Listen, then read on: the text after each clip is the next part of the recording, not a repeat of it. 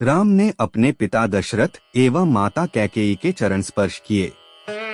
राम को देखकर महाराज ने एक दीर्घ श्वास और केवल हे राम कहा, फिर अत्यधिक निराश होने के कारण चुप हो गए।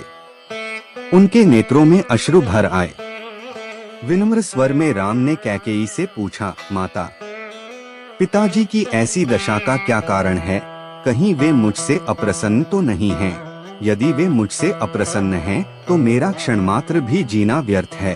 कैकेयी बोली, वत्स, महाराज तुमसे अप्रसन्न तो हो ही नहीं सकते, किंतु इनके हृदय में एक विचार आया है जो कि तुम्हारे विरुद्ध है, इसीलिए ये तुमसे संकोचवश कह नहीं पा रहे हैं। देवासुर संग्राम के समय इन्होंने मुझे 2 वर देने का वचन दिया था। अवसर पाकर आज मैंने इनसे वे दोनों वर मांग लिए हैं। अब तुम्हारे पिता को अपनी प्रतिज्ञा का निर्वाह करने के लिए तुम्हारी सहायता की आवश्यकता है। यदि तुम प्रतिज्ञा करोगे कि जो कुछ मैं कहूंगी उसका तुम अवश्य पालन करोगे, तो मैं तुम्हें उन वरदानों से अवगत करा सकती हूँ। राम बोले, हे माता, पिता की आज्ञा से मैं अपने प्राणों की भी आहुति दे सकता हूँ। मैं आपके चरणों की सौगंध खाकर प्रतिज्ञा करता हूँ कि आपके वचनों का अवश्य पालन करूँगा।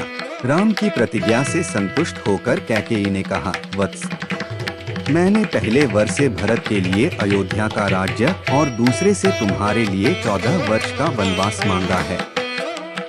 अतः अब तुम अपनी प्रतिज्ञा के अनुसार तत्काल वक्कल धारण करके वन को प्रस्थान करो। तुम्हारे मोह के कारण ही महाराज दुखी हो रहे हैं, इसलिए तुम्हारे वन को प्रस्थान के पश्चात ही भरत का राज्याभिषेक होगा।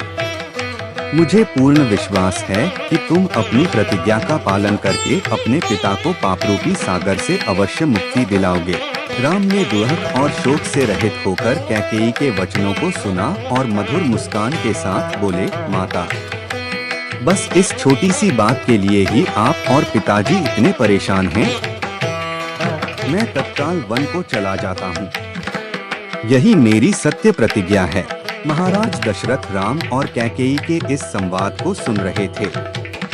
इसे सुनकर वे एक बार फिर मूर्छित हो गए। राम ने मूर्छित पिता और कैकेयी के चरणों में मस्तक नवाया और चुपचाप उस प्रकोष्ठ से बाहर चले गए।